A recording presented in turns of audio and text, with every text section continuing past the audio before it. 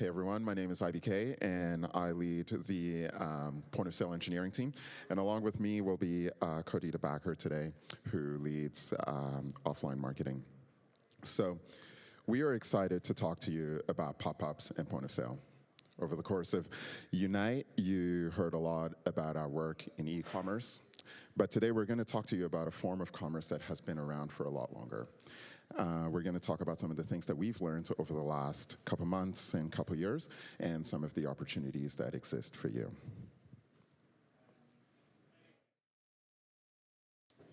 So I'm sure that you've all seen signs like this. We know that stores are closing, malls are closing. We know that double the amount of stores have closed this year than at the same point last year. Some are calling this the era of the retail apocalypse. What's worse is that you enter some of these stores and their processes are outdated. Checkout times are taking longer, not shorter. But for all the sadness that exists around retail, is it really dying? So in order to answer this, we're actually going to take a little bit of a journey over where retail has come from, and we'll see where it's actually going. So to start this journey, we're going to go way back. This is what a market looked like 2,000 years ago. You came to this sort of place to buy and sell and trade commodities. Commodities are things that come from the ground, things like minerals and meat and crop. You came here because you needed raw materials in order to accomplish whatever you wanted to create. This was the basis of the agricultural economy. But fast forward to about 150, 200 years ago was the dawn of the Industrial Revolution. At this point, we started to use, technology allowed us to use these raw materials to create manufactured goods.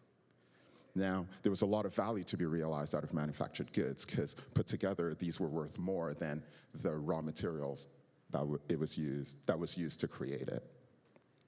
However, around 70 years ago, the amount of value that we could realize out of manufactured goods started to go way down. So let me tell you a story to illustrate. When I was 17, I got my first car. It was a Pontiac Sunfire. And I'm sure many of you remember those cars and loved them dearly. So mine was very special. Mine had a tape deck. And this tape deck, you could fast forward to the point of the next song. So it would actually stop when the next song was about to start. I thought this was amazing. In all my years of using tapes, I had never seen that before. And I thought, I'm probably must be the coolest guy in school. Up until my friend comes in with his own car, and not only does he have a CD player, he's got a 6-disc CD changer. Not only could he skip songs, he could skip entire discs. Now, isn't that the case with technology? As soon as it's utilized, it becomes outdated. Some might even say that technology becomes commoditized over time. So we came from a commodity agricultural era, and now we're left with an industrial economy that is selling commodities as well. So the world had to move again. And services came to the forefront. Now, services have been around since the dawn of economy, but this is the first time that services was the primary source of value. If you walk into an Apple store today, you'll see that more real estate is dedicated to services than to your manufactured goods. You probably didn't think of it that way before, but there's more space for geniuses, for workshops, for repairs, than there is to actually buy product. But this is changing as well. Over the last 20 years, the internet has actually served to commoditize services as well. Just take a look at any of your favorite ride-sharing apps. The amount of value that we can utilize out of services is actually shrinking. And so, by the same token, we believe that retail is going to change. There's some sort of value that we can realize out of retail that we haven't discovered, or that we're at the dawn of discovering. We believe that retail is going to look something like this. This is a Nespresso store. Nespresso sells bespoke, lightweight, portable coffee machines. But when I enter a Nespresso store, I don't see inventory from floor to ceiling. Instead, I see 40% of the store being made into a cafe. I see space for me to enjoy my coffee. What Nespresso is doing here is not just selling you a manufactured good. but they're selling you the experience of coffee. Experiences are the new form of economic value in a retail world. And so to recap, this is the evolution of buying. We started with an agricultural society that largely solved the need for availability of these raw materials. We moved to an industrial economy that drove prices down and optimized for cost. Then we added services to our products to give us consumers a sense for quality. But today we've realized that our customers are willing to pay for experiences because it gives them a sense for authenticity. Experiences look like this. They look like beautifully crafted displays, beautiful storefront environments. They look like this. Unique buying experiences. Here, Snapchat is selling spectacles out of unique vending machines in obscure places around the country. Sure, they could have opened up a traditional retail store, but instead they voted for a retail experience, a marketing experience. They also look like this. This is an Amazon bookstore. And yes, I said Amazon. So what business does Amazon have in opening physical retail stores? Well, perhaps they've understood something about experiences as well. In this store, the books face out. And that's interesting. It allows the customer to be able to connect with the book, to be able to interact and experience the book. What Amazon has done here is they've turned the bookstore idea up on its head. Instead of fitting the bookstore with tons of books by arranging them on its spine, they've realized that you can get any book you want on Amazon.com. What you got to do here is actually come in and judge a book by its cover. And so is retail dying? Absolutely not. 90% of retail still happens in person. And in some places around the country, retail space can cost as much as $350 per square foot. And when we surveyed our merchants earlier this year, we found that over 40% of them would like to be selling in person, and that number is rising. So what is dead, however, is the idea of retail space, is the idea of merchandising as a retail strategy. We do not need our stores to house all of our inventory anymore. That's what online is for. That's what Shopify has solved. However, we do need to reclaim these spaces and fill them with both manufactured goods, the goods that we sell, and experiences. So here to tell us a whole lot more about what we've been learning in experiences is Cody. Thanks, IBK. To get here, we've been experimenting. We started Shopify because we saw a need for a better e-commerce solution. We know that this isn't a guessing game. We were the first merchant. We have to be true to self and true to our ecosystem. Merchants can interact with their customers 365 days a year, 24 hours a day online. What happens when you take that offline? When your customers can give you feedback in person, when they can touch and feel the quality of your products in real life. In the last 6 months, we built pop-up shops around the world. We became a merchant again, and we learned some things. Retail is an experience. It's about breaking the rules. Pharrell gets it. Pharrell, a musical superstar, recently acquired a 28-year-old denim company called G-Star Raw. And what did he do as his first project as head of imagination? He literally brought people inside of his imagination. He launched a bottoms company inside of G-Star Raw that was meant to stand out across the urban wilderness, and we helped empower it. Many consider fashion to be an art. So when Union, a Shopify merchant, came to us with a buyable museum concept, we jumped at the opportunity to help them power it. We flipped the script, and we turned clothing into pieces of art. This is us. This is the future of retail. We're able to do this, and you can too. You got to change people's perception. You have to create a memory. Change a skateboard into a piece of art. Put a t-shirt into a Picasso. What about a beach towel into a Van Gogh? What if you could turn a tote bag into the coolest damn thing that someone owns? Pintrill also gets it. They create limited edition pins. So why would they want to create an item that a customer would put inside of their pocket or hidden away at their house? We worked with them to recreate their e-commerce experience in real life. We brought the pins from a tiny accessory into an eye-level object of desire. Agencies in the room, I'm calling you out. This is your opportunity for the taking. These are just a few of the merchants we've worked with over the last 6 months. You deal with these type of merchants every single day. Let's evolve commerce together. Now, over the last 6 months, we've also had the opportunity to work with some of the biggest musical acts from around the world. One of my favorite things to wake up to is a phone call from one of these amazing creative geniuses that ask us to help power their vision. Travis Scott wanted us to turn his album art into a Bible experience, so we did it, and we sold out of everything.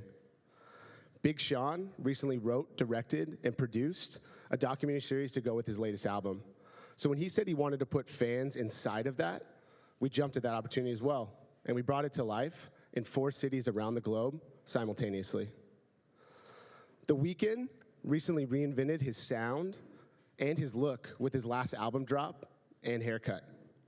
So when he said he wanted to put fans inside of the Starboy music video, we said we could do that, but we wanted to take it even further.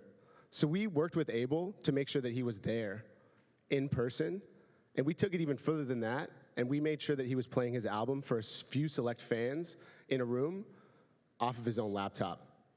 That's something that people will never forget. Now, some brands have this idea of experiential retail all figured out.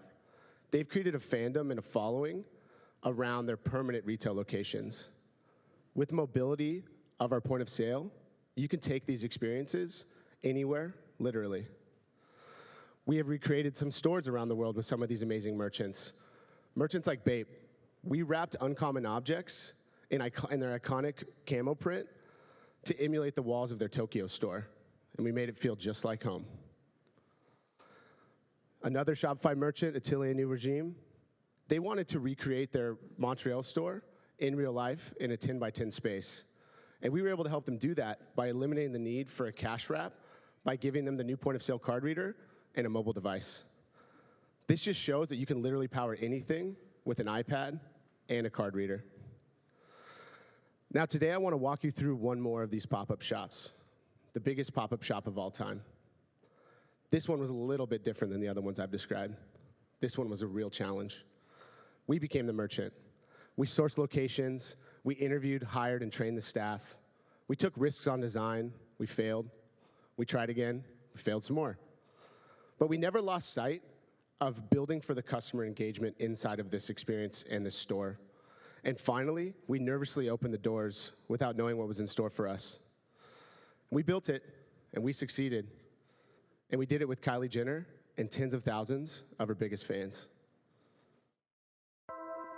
So ever since I was probably 15, I've been obsessed with lipstick. It's just my passion.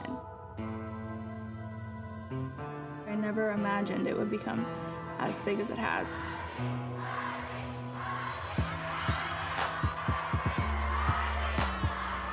It just feels really good to give my fans an experience and make them feel like proud and just excited.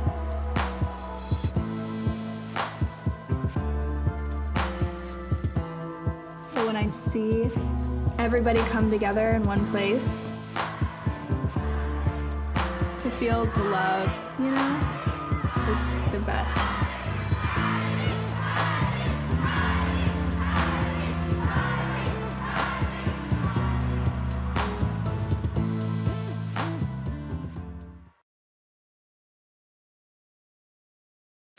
Now, she said, she had a vision for how her fans interact with her brand.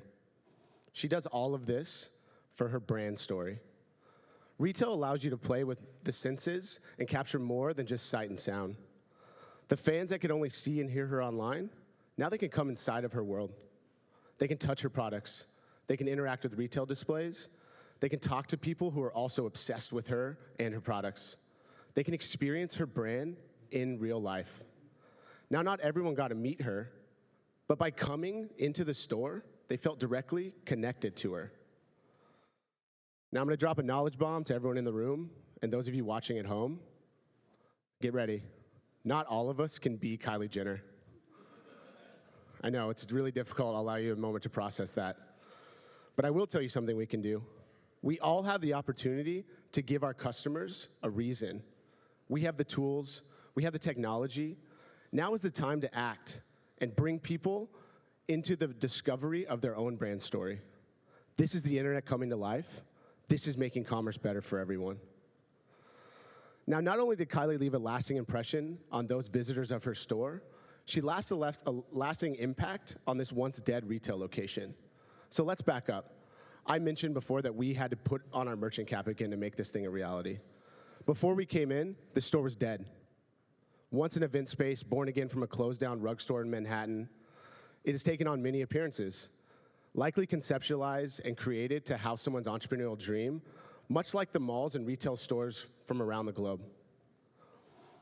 We had to negotiate the normal 6 to 12 month lease period to even step foot inside of here. And it was difficult. But guess what? We did it. And now there's a wait list to activate in this space. They only offer 1 week space rentals with the rare opportunity to extend the time. The entire process for how they rent out this space now has been flipped on its head. Through this experience, we've also gathered tons of data. We have dealt with millions of order checkouts over the last 6 months. And we took this data and we put it inside of our new card reader. This new card reader allows you to transact anywhere that you have a product and a mobile device. Our new point of sale system is built to travel with you, to sell where your customers are. At Shopify, we are thinking about commerce holistically. Now, not only can you do more with retail physically, you can turn almost anything into a commerce experience.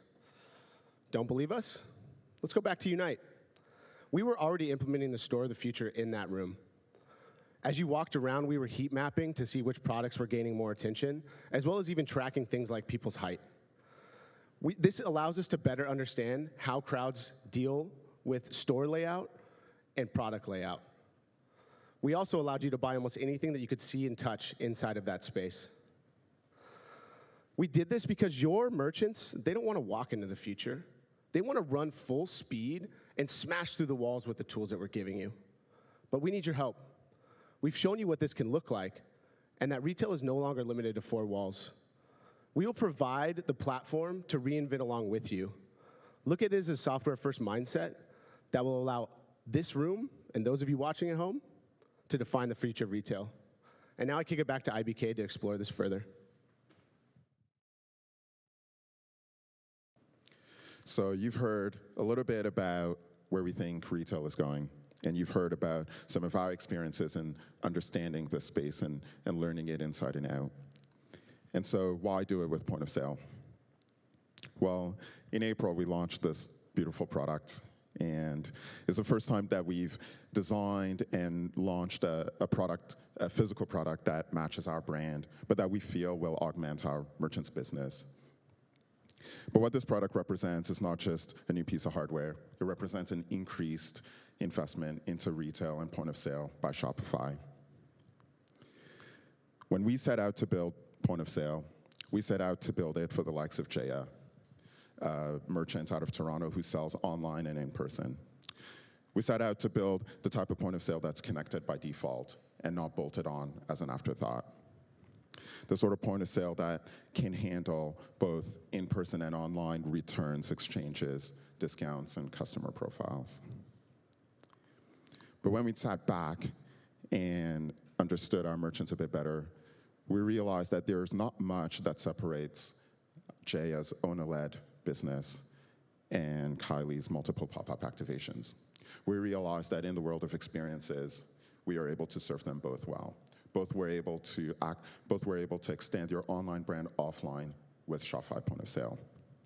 Point of Sale is not just for the small merchant, but it's for any merchant that's looking to be driven by experiences. And so thank you for taking this retail journey with us. We hope to see more of your work in this physical space.